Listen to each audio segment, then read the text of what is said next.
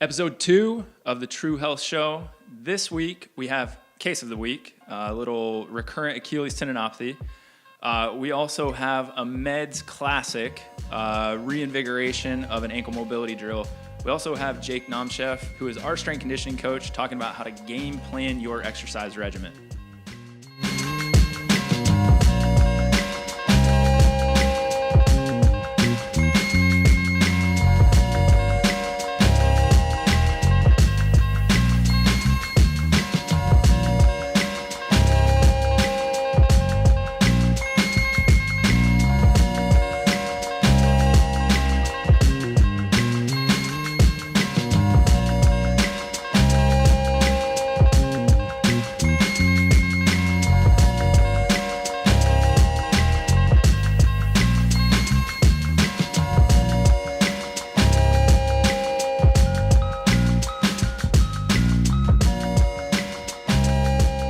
Case of the week. Last week, I saw somebody that I've seen numerous times for numerous injuries, and I've seen him for this Achilles issue before. This person it's a male in his mid-50s, and he has your typical pump bump, which is basically like if you've ever seen somebody with chronic Achilles issues, it's called like a hyperostosis, so they start laying down more bone at the basically the back of their heel or their calcaneus, where their Achilles keeps tugging on that. There's all sorts of stuff that can be associated with, like a bursitis, Seaver syndrome earlier in life. When we treated this patient prior, we had done a lot of your typical stuff. We'd done a lot of like eccentric loading of the Achilles tendon. We did a lot of isometric loading. We did a lot of posterior chain recruitment, right? The more we can get the glutes and the hamstrings involved, the more we offload the lower or below the knee. So we change the engine. I always say we want the engine for a runner to be above the knee. And you see a lot of the reason we get injuries below the knee is we kind of flip and we get our stride and gait is going to manifest more to a lower kind of extremity engine. So this guy had success. Hadn't run for years, started running again, actually has run a couple races, PR'd some races, and for whatever reason, over the past 2 months, it's crept back, and it's crept back with a vengeance. So the first things we always want to clear when somebody comes in like that is, what's changed? You know, volume, different types of workouts, shoes, medications, antibiotics, life stress, right? All these things were not apparent, right? So then I kind of start to think, well, maybe we just got kind of lucky, right? And that happens sometimes. And what I mean by that is, I told you that we were trying to recruit some posterior chains. We had him doing some strengthening thing. We also had him doing some drills to kind of work on that and running to be a little more specific. So what I kind of started to postulate this time was maybe there's more of a neurologic inhibition going on or some sort of like a neurodynamic scenario going on. So we test it. The guy's always had tight hamstrings. Well, when we test it, there is no reproduction of the Achilles pain with your typical like neurodynamic test for sciatic nerve, tibial nerve, peroneal nerve, superficial peroneal nerve. But when we start just going through some basically like nerve flossing, we do a little dermal traction or cupping with some nerve flossing, we see that there's actually vast improvement. So he was having pain just walking around, all of a sudden he can walk around. Still had pain with kind of light bouncing, almost like a jump rope. We do a little more work down the chain, completely goes away.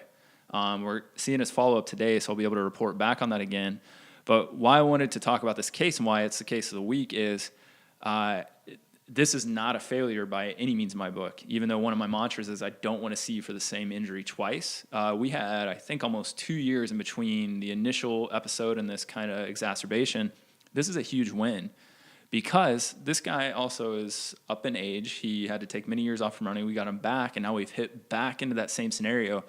But what also wasn't apparent with the first Achilles scenario was now he's experiencing some low back pain, right? Which if any clinicians out there, you know, your bloodhound senses come on, you're like, oh, man, maybe we did miss a little bit of neurologic involvement on that first go-around.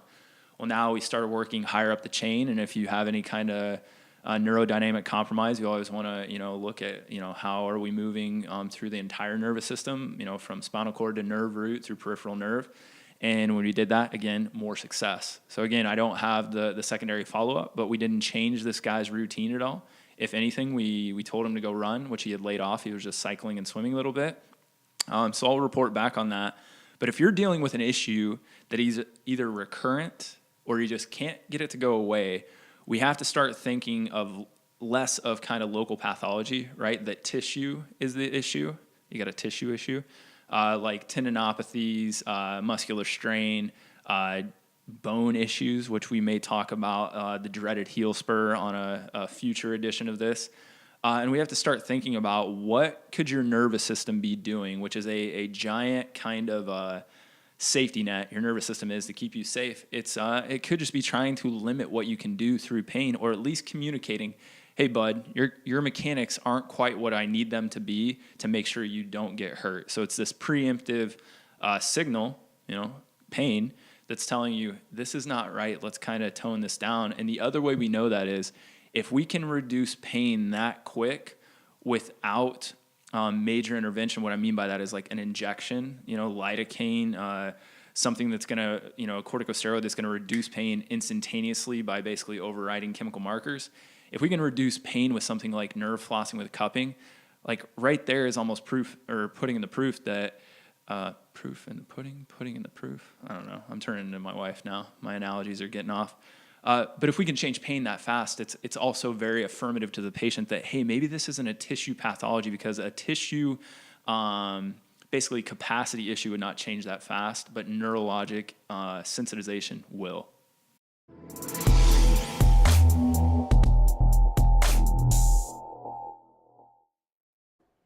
These are our triplanar ankle mobilizations. Great drill to obviously mobilize the ankle. Also great for proprioception because we're taking the ankle through its full range of motion and kind of scraping the entire surface of that ankle mortise joint. So Sloan's gonna find a wall here, or a tree, a car, a fence, a best friend, something to push on. First cue here is we wanna make sure the foot stays planted. So we don't wanna let the heel come up. We don't wanna rock side to side as we go through this drill. So once we get moving, Sloan's gonna go forward as far as she can and back. We're gonna go forward and in as far as she can, right? We're gonna go forward and out as far as she can. Out is always gonna be more restricted on everybody. Now when she gets going, she's gonna add a little rhythm to this. So she's kind of bouncing, and all we're trying to make sure is that she doesn't lift that heel up off the ground. So we're actually mobilizing that ankle in all three directions. And those are our triplanar ankle mobilizations. How's it going, guys? So we have Jake. Say your last name. Naumcheff. Oh, I was saying it right. Jake is not really our strength and conditioning coach. He is a strength and conditioning coach that works in our office. But his company, his t-shirt, he's Superman in it here, is Welded Fitness. And Jake, if you just want to tell a little bit about your background. Yeah, for sure. So let me think. Going back to kind of played football and wrestled in high school, and then kind of after that fell out of just like was inactive for a couple of years, and then from there just kind of started getting back into just lifting weights and wanted to be more active and fit. And so kind of found CrossFit by accident, really. Like I was kind of throwing together stuff just kind of on my own, like circuit stuff, just at the local YMCA there, and getting a lot of weird looks and getting asked to stop doing stuff like that. So didn't realize that I was pretty much doing CrossFit on my own. Didn't know what CrossFit was, and then a buddy of mine, PT at the time, actually, he was like, "Hey, you gotta check this out." So, what year? When was that? That was back probably 2009. Yeah. So he told me, check it out. And I was like, okay. So first workout I tried to do, just like so many other people's Murph. I was just like, oh, it just looks awesome. Like, yeah, yeah. And I made it through the mile run, and then got to the pull-ups and just like, this is stupid. Like, I can't do this. So, but anyways, I loved it after that, and just kind of started doing that on my own. A couple months later, decided to go get certified, get my L1. So did that, and really didn't have plans like to be a coach at the time. I was in a PT tech, so I was thinking about PT school and all that kind of stuff. Yeah, and so I just sent the owner of the CrossFit affiliate at the time, Russell Berger. He works for CrossFit HQ now. And I sent him a message. I was like, hey, man, if y'all ever need someone just kind of cover classes or anything like that, like when y'all are out of town, like just let me know. I just got my level 1. And he was like, you want a job like starting tomorrow? And I was like, how much, and he told me how much he's paying. I was like, yeah, I'll do that for sure. So, yeah. Trial by fire, huh? Yeah. He threw me right in. And so started that. I guess I was 20 years old, started coaching, and then stayed at CrossFit Huntsville for a few years. And then from there, moved on to Dothan, coached at a CrossFit gym down there for a little while. And then moved back to Huntsville, started coaching for Iron Tribe then. So Worked at Iron Tribe for about 4 years, coached for a year or so. Really quickly, for anybody that doesn't know, Yeah. Iron Tribe was an affiliate way back in the day. Very quickly started to create multiple gyms, ended up breaking the affiliation and franchising their own, and made it to I don't know how many gyms do they have At one time, I think they had like 50. Yeah, so it got fairly big. 50. Now it's kind of downsized a little bit. Yeah, for sure. But yeah, worked at Huntsville, and then when I moved to Birmingham, got a job with a corporate location. So worked out at one of their locations in Birmingham for a year or so on the floor, and then from there kind of transitioned out and started doing the programming for the brand. So for just all the gyms, they follow the same programming. So that was really kind of my first opportunity. I had programmed for gyms and individuals before that, but that was my first opportunity to really kind of throw just, head first into that kind of realm. And then after that, just fell in love with programming so much, and I just love the individual aspect of strength conditioning. Like, I really love working one-on-one with people. And so that's when, I just kind of developed that passion. I was like, I think I'm going to start my own thing. And so, gosh, it's been 6-7 months now, and Moved pretty quick in that that amount of time, right? yeah. And so it's blown up, So and what do you? I love it. And I mean, I know a lot of this, but just explain to everybody else. So how many people are you privately programming for? What are you doing in here? Yeah, like right now, I think I have 20 online / what I would call like dual athletes. So like it's not all remote. So it's not like they live in Texas or anything like These that. are all somewhat elite. Like, these are competitive CrossFit. Yeah, I would say half of them, well, more than half of them are competitive in nature, in the sense that like they're wanting to do this as their sport full time. Do you have any going to regionals or? Yeah, I've got a couple people going on a team to regionals for the Southeast region. I have not had anyone qualify individually, if I remember, except for I have a master's qualifier in the 35 to 39 division. So he was like 20-something worldwide in his age division. So he'll do the qualifier, and top 20 from there go to the games. So he's got a really good shot of going to the games. And but yeah, a lot of up-and-comers. Like, I have a lot of 20, 21-year-old just resilient athletes. Right? Oh, I don't know about that, but just if I told them to like run through a wall, rest 5 minutes, and do it again, they'd be like, "How hard?" Well, So like it's just fun. Perfect canvas for not that you're a new coach, but new in this arena. Yeah, no, it's great. Like, just because they have the time, they have the resources, to commit to it, and they're bought in, which is just, that's what I like working with.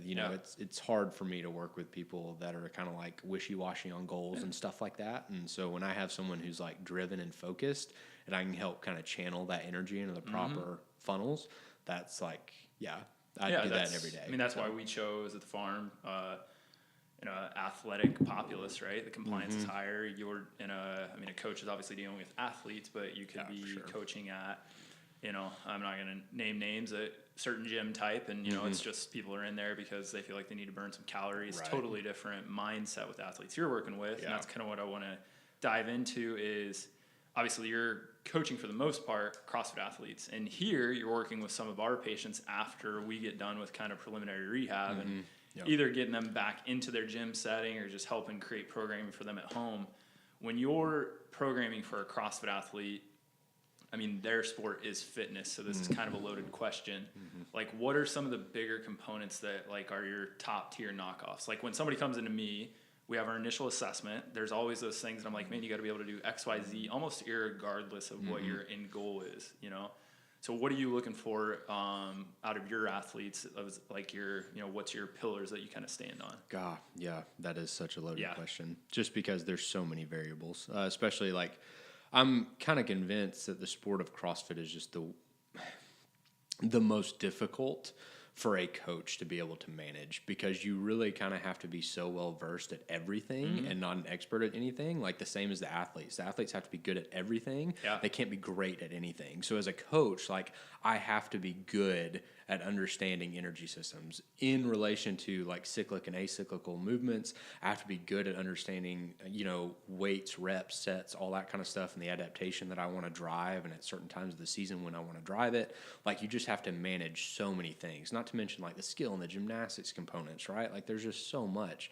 And so anyways, I've just kind of, basically, the way that I start up is I start up with a movement assessment, right? Which is just going to be basic stuff, very similar to like what you guys would do, with, and we've gone through like the FMS and all that kind of stuff. So I do incorporate some of the FMS type stuff, but then I've also got really just it's on a client by client basis, just in terms of like what I think I need to assess based on their limitations in the sport. Like I can talk to them and they can be like, yeah, you know, gymnastics really struggles for me, or, you know, hey, my deadlift's weak, because I'll take them through an assessment and get all their percentages and their numbers, and I have a place of where, okay, I want to see your back squats relative to your deadlift here, and so on and so forth.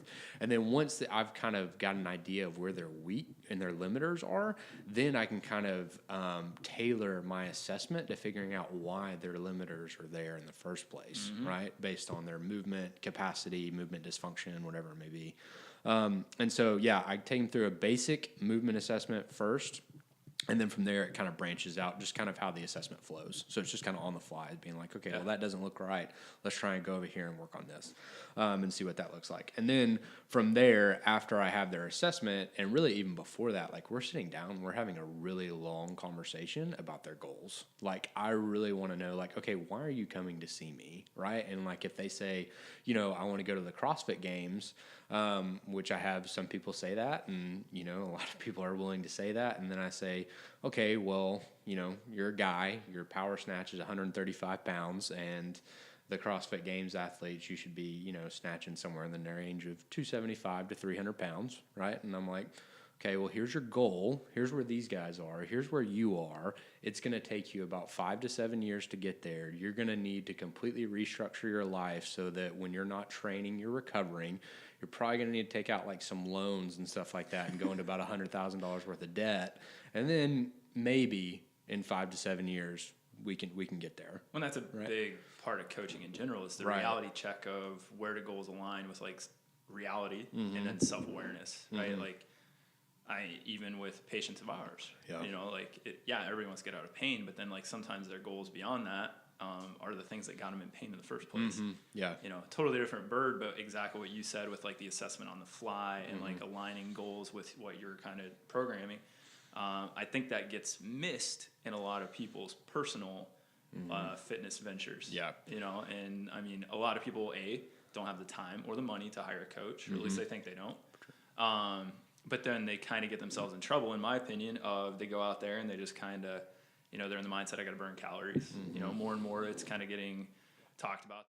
Okay, guys, sorry about that. Technical difficulties, camera cut out. So we're going to jump right back in. And I believe what we were talking about was basically people getting themselves in trouble. And I'm talking more in just kind of people's private life when they're working out, of not having a game plan, kind of going against the grain of maybe not aligning goals with reality. And that's kind of what I wanted to give people watching today, because maybe there's some elite CrossFit athlete watching, but it's probably going to be more of the people that you're working with in our office.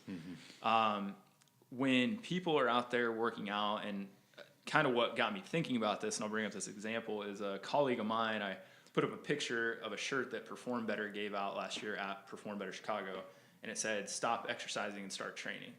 I actually like that shirt because in our office, I couldn't give you a hard percentage, but I'd say more often than not, somebody's coming in and they're getting hurt because of the exercise they're doing, which that's going to happen, right? That's just part of the game with being an athlete.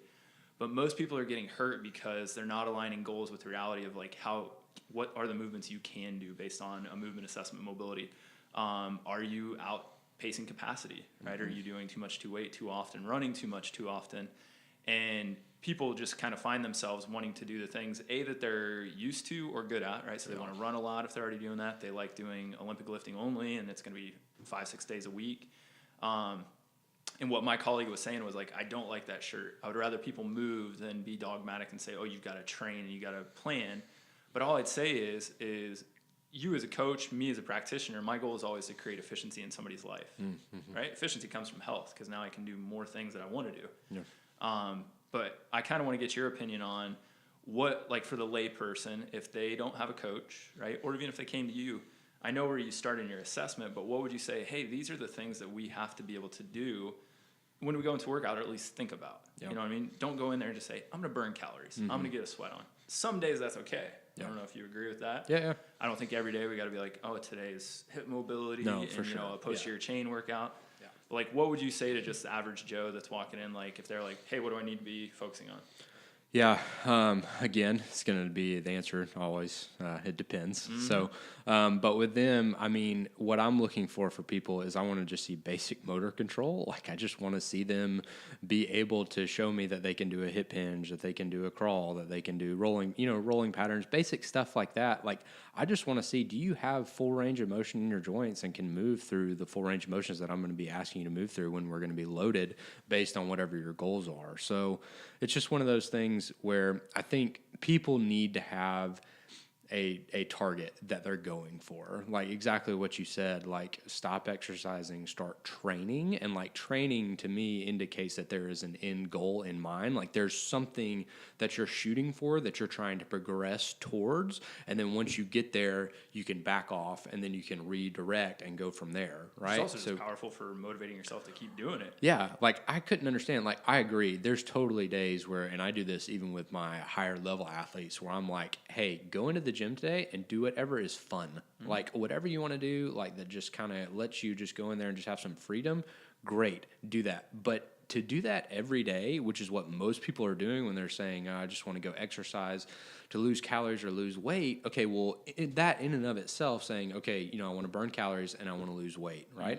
Well, there's a specific way to do that. And it may not be your 20-person group functional fitness class, may not be the best way to do that, right? Like, so even in just saying something as simple as that, like, okay, well, there's a better way to reach that maybe than what you're doing right now. And I know probably people think it's like movements in the name of our company, right? You're World of Fitness, and people probably think we're being hypocritical and saying, well, I don't like people just exercising. I want them to have a plan. But why I say that, and I think you would agree, is if people don't have a plan and they end up wrecking themselves, now the thing that they need most, movement, exercise, maybe that's for weight loss, for health reasons or mental reasons, that now they can't do it. And that's more often than not when you see people that get into like a chronic pain stage, they're 6 months down this path. Literally the thing that they just come in and say is, I just want to be able to go run. I want to be able to go exercise. But they usually, it's like if you went to prison, you're just like, lock me up. I'm like, what'd you do? You're like, nothing. But that's what you do with exercise. You say, well, I'm going to go do it. And then eventually I can't do it anymore. And the only reason was you didn't have a good strategy or some idea of what you were looking to get out of it. Yeah. And that's, part of that, what gets most people, general population-wise, into trouble, in my opinion, is just media. Like, it's one of those things where they see the top person in the field of whatever it is that they want to do, and they just automatically think, okay, well, I got to start doing what they're doing, right? And it's like, what you don't see is you don't see that at the age of 6, they were engaged in, 20 different sports. They have this huge foundational base of just motor control and aerobic capacity and all these things that have been developed from a young age that have set them up to right now. Yeah, for running, for instance, they can handle a couple 100 miles a week, in running volume or whatever it may be. And you just see an Instagram post that says, hey, I went and did this week, and then, you should give it a shot. And then they go off and try it, and then they wreck themselves. So and most people that people are going to be pulling information off of, whether it's just online or social media, also don't have the realistic everyday life that, your clients in here or even some of your CrossFit clients are going to have, right? Where they're maybe sitting in a chair, or they have 7 to 8 hours that aren't dedicated to moving. Or, we're lucky that we work in profession where we're usually doing this throughout the day somewhat. So even though our job isn't necessarily being a professional athlete, like we're moving, we're, demonstrating. And that's very different than, my accountant that comes in and is also an ultramarathoner. Right. That's a tough gig because now you're not only training, you're offsetting for maybe you create a scenario or an environment where it's less sedentary and you're doing the best you can, but that's a major factor, right? That's like one of the biggest hurdles, I think. So since you've been working in here at the farm, we, early on started working with a lot of golfers, and as of probably the last month, it's just kind of come raining down on you that these more sport specific requests are coming in. And just golf is one that's hit. You've had a couple runners, right? We've taught a couple classes on that. What is kind of like CrossFit and then sport specific are just two totally different things, because CrossFit is sports fitness, right? In sport, you have specific movements that you're trying to improve the sport. Yeah. Kind of speak on the idea of, let's talk about social media again. If you go on social media and we looked up, like if we hashtag golf fitness, you're going to get a lot of videos and pictures that look very much like a golf movement, but now we're just putting that into the environment of strength and conditioning, Right. or it's going to be running centric and it's going to reproduce this sagittal plane movement. Now that you're getting into golf, what have been some challenges? What are some things that you think you're bringing to the table to change people's minds about, like, hey, just because it's sport specific, you still got to work on this stuff, or you've got to add in the stuff you're not doing, or what do you do to continue to improve the movement for that sport? Yeah. And I think that comes at like the biggest difference there is like the concept of GPP. Like for CrossFit, GPP is your sport, basically. Like you're trying to be and develop, a general physical preparedness across broad time modal domains. That's CrossFit's kind of, slogan, their mantra. But when they're going to, a competition or something like that, they're doing back squats, and the back squat is the same back squat that they're doing in the gym, right? So it's the transfer over there is it's essentially a direct correlation. Yeah. So, but in golf, it's one of those things where it's like, and with sports specific in general, whether you're a shot putter or whether you're a track and field athlete, whatever it may be, like this is proven. We know that you don't just like practice that movement and load it up either heavier or lighter. Like that's not the way that you're going to reap worse. Yeah, exactly. Like that's not the way to reap benefits. You're usually going to develop. Yeah, you're going to make someone worse by doing that. And so with golf, it's one of those issues where, okay, we have to look at a needs analysis based on the sport, right? And we understand, like, okay, there's not a ton of conditioning needs that need to be there for a golfer. Like, I need for them to be able to walk 18 holes, and then be able. So they need some level of aerobic conditioning in the sense that they can regenerate, CP stores and ATP and all that kind of stuff for their maximal effort swings when they go to drive the long ball or whatever it may be. But in addition to that, like you're just looking at, okay, rotational based movements. Yeah, we need to get there. We need to have some type of movement in place that's going to develop motor control for them to be able to develop power as they're rotating through, something outside of the sagittal plane, transverse, frontal plane, all that kind of stuff. But before we get there, like, we need to develop some base of GPP. So that's where the CrossFit side of things can come into play really well, is we can start loading up, like, okay, let's load them up on a squat. Let's load them up on a deadlift a little bit, not a ton. We're not going for 1 rep maxes. They're not powerlifting athletes, but they do need to have the strength requisite necessary. And if we can increase that, now we're increasing their ability to be able to generate more force and power through their swing. So like, even movements like a power clean, hang power clean, something like that's a very simple movement. It's an Olympic lift, yes, so there's technical requirements that are there that need to be discussed and need to be taught. But like for power and force generation, like you're not going to find a better movement than that. Like, why can't a golfer do that and incorporate that into some of their, off-season training, maybe, leading up into the season and stuff like that. So the GPP side of things and been working with CrossFit so much has prepared me really, I think, to give them a solid foundation, golfers a solid foundation that they just don't have because they're stuck in that, one movement. And that's all they do. That's all they do. And getting them out of that and exposing them to different things can really help improve just their overall level of fitness when they go on the golf course. And I think a lot of people watching this, you're going to get trolls on anything. I could see a coach out there sitting right now saying, oh my God, a CrossFit coach is trying to step into the realm of golf performance. For sure. But what I'm trying to get people to understand is, yeah, you're a CrossFit coach, you're a strength conditioning coach, you got some letters behind your name. Your understanding, like you said earlier, is broad-based. And if anybody's read the book Homo Deus, he literally talks about kind of the evolution of the medical profession, which I think the medical profession and strength conditioning are merging more and more.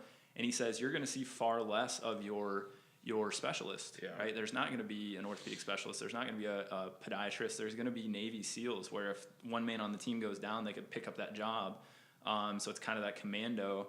And if you can't do that nowadays, I think you're going to fall off because what we are realizing is you can't just be a golf-centric coach. So if you get somebody that, let's say we had a personal trainer that played golf their entire life, what we tend to see is they try to apply very basic understanding of movement and human physiology to golf, right? And that's like now we get very myopic. And I think the more you understand, just like what we try to do, if somebody comes in and they have pain and we're like, man, this is a nutrition problem, we're also probably not going to be the main practitioner for them. Right. But we have to have the understanding to know that first. Otherwise, everybody's going to get hit with that same hammer, right? Because they look like a nail. For sure. So that understanding is awesome. And the other thing that I love that you said is, all we're trying to do with any athlete is raise the ceiling, right? So like you said, that the GPP or a general requisite strength or movement or power or aerobic base, If that's not in place, now every time you dip into the bank, whether it's golf or running or CrossFit or basketball, football, you're dipping into the tank. The further you have to dip down and the ceiling's low, eventually you run into injury or decreased performance. Right. And I have to have that conversation at least once a day, with an athlete of, I know you are a runner and you may think that running, is the end all be all, but all we're trying to do is raise the ceiling. So now running is easier, right? The golf swing's easier. And I think if I could just scream through the camera and tell people, that's the goal of today's talk, that's what it would be, but the only way you can raise the ceiling on that is having a little understanding. So whether that's getting educated by somebody like yourself, having somebody like yourself as a coach, and there are people that are out on social media giving a ton of information away for free that is really good. Yeah, for sure. But what we always come back to when we're talking on the show is filters of knowledge, right? And that's what I wanted this conversation to be, is what do people start to put their own ideas up against to say, well, I thought that was right, maybe not, or man, I've been thinking about that, and they kind of reaffirm that, I'll kind of go further down that tunnel. So the kind of thing I want to leave people with is we talk, kind of where you came from, the bulk of your clientele, and then kind of general advice for, just athletes overall. But what would be if Tim Ferriss always says this, if you could get a billboard, right, and you just had, very simple statement, but I'm going to direct yours a little bit. If you had just a simple statement to athletes from the coaching perspective, what would it be? What would be the thing you'd want people to walk away from a visit with you if they came in once and they never saw you again? You're like, if I at least got this across to them, what would it be? Oh, God. I know, again, I'm giving you a lot of loaded questions. Yeah. There may be multiple versions of it. Yeah, there probably are, and the billboard would probably change depending upon person from person, right? And I know that sounds like it's a cop out a little bit, but at the same time, it just changes for each person. And I think that if it's maybe that's it. Maybe it just is the Stu McGill. It depends. Yeah, and that's what gets tough about training. Right? Is people want to go get a plan online. People want to just this is what I've done my whole life. Yeah. It becomes very dogmatic of just running's running. Let's run. Right. Yeah. And that is the hard part about social media. That's the kind of give and take that you have there, because you do have a lot of people out there saying, try this, do this, whatever it may be. But it all comes down to, well, should I be doing that? And the answer is always, well, it depends. It depends on the 50 different factors, plus that we need to take into account. So someone coming to see me, really, they've already heard my message, because my message would be get a coach, right? That really would. I just feel like that in our technologically advanced age, the human element is becoming less and less a part. You're just seeing, this movement towards online-based programming and all that kind of stuff. And I do that. I live in that realm. That's how I make my living. But that human element, that human component cannot be shortchanged. You can't do it. So, find a coach, get one who can, have a holistic understanding of you as a person and your goals, and then from there listen to them, trust them, right? Have That's a novel idea. Yeah, have the humility to understand that they are my profession is being able to coach people. And I take that very seriously. I spend a lot. I don't make any money because all my money has to go back into continuing education and resources and all that stuff, but I love doing it. There's nothing more frustrating than having someone come to you and be like, hey, this is what I want to do. And then you tell them, okay, well, here's my advice. And then they kind of look at you, well, that's not going to fly. And it's like, okay, well, I don't know what I've been doing for my entire life, so that's fine. But yeah, so that would be my thing, would just be get a coach. Thank you guys so much for watching episode 2 of True Health. Next time, it is the first episode of Beau Beards. And we're going to be talking about the new Wild West of healthcare. See you guys then.